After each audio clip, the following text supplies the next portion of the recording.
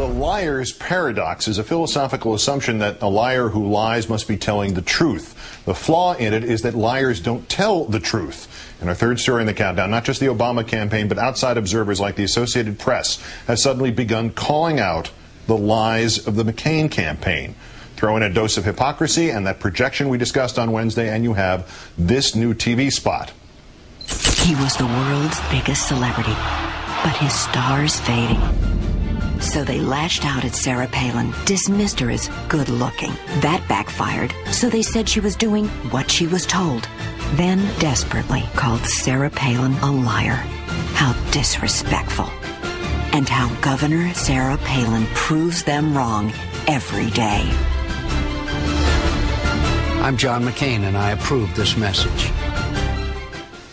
Senator McCain, who also called Barack Obama attractive on David Letterman's Celebrity Heavy show this past March. But the drumbeat is going loudest about claims in McCain ads about what he and the governor have and have not done and what have and have not been done to them. Critical mass seemingly approaching to the degree that even the Associated Press, at times accused of pandering to the GOP, now truth-squatting the McPalin pair, writes Charles Babington, of whom I have personally been critical of McCain. Quote, he keeps saying Palin killed the federally funded bridge to nowhere when, in fact, she pulled her support only after the project became a political embarrassment. He accuses Obama of calling Palin a pig, which did not happen. He says Obama would raise nearly everyone's taxes when independent groups say 80% of families would get tax cuts instead. You have unsuspected depth, sir. I'm joined now by Marcus Molitzis, founder, publisher of DailyKoast.com, also the author of Taking on the System, with this disclaimer that I infrequently post at the website. Marcus, good evening. Happy Friday, Keith. And to you. Paul Krugman at the New York Times called McCain claims out-and-out lies. That was his term. The Associated Press went nearly that far. I mean, holy Don Pardo's pants. Is there a tipping point going on here? God, I hope so, Keith. I mean, everybody knows. I mean, the McCain campaign knows that they're lying. His supporters know that he's lying. The Obama campaign obviously knows he's lying. The media knows he's lying. And for so long, they pretended that there's actually a legitimate debate happening in this campaign. Now we're finally starting to get a spade called a spade, and I'm hoping that this means that the sort of treatment that Al Gore got unfairly in 2000 will now be fairly applied to John McCain and Sarah Palin. Obviously, it is not about whether or not you or I or even reporters get this, but whether or not voters are able to separate fact from fiction. Are they seeing this in any way, shape, or form? You know, I would really hope so. I think if I'm going to have any faith in this country, I really need to believe that. Obviously, his supporters, John McCain's supporters, don't care.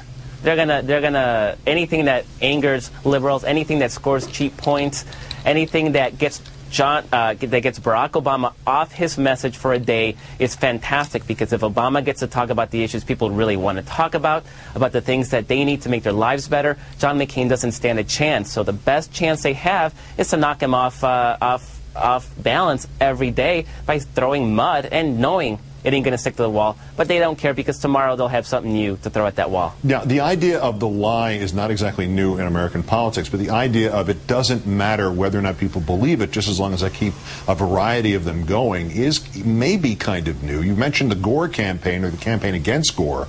Is this Republican campaign kind of a bastard child of Bush's campaign to start the war in Iraq, because nobody could stand up and say conclusively every one of these 400 lies are in fact lies? Did that make it possible and an acceptable campaign strategy, lie because they can't possibly disprove you fast enough? Yeah, no, clearly. You say something long enough and repeat it enough, and you hope that people start believing it, even if the truth is something completely different. We saw this on a very small scale after the Republican convention, when people said, oh, the teleprompter malfunctioned for Sarah Palin. She did that without the teleprompter. Of course, the teleprompter worked fine, but it did not matter, because in the world of the Republican Party, you create your own alternative reality, and you say it enough and hope that people think that that is actually what reality is.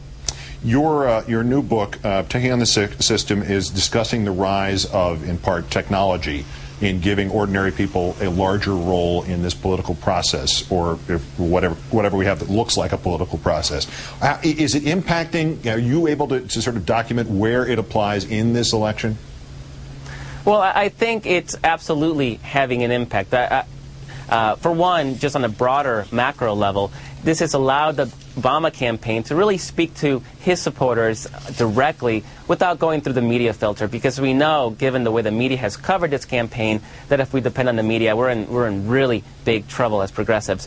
But on a more tangible level, for example, when John McCain selected Sarah Palin as his running mate, Daily Kos community ran into action, and her membership in the Alaska Independence Party and a lot of other things really sort of stem from this open source, grassroots investigative research, investigative reporting that's going on sites like Daily Kos and others like it.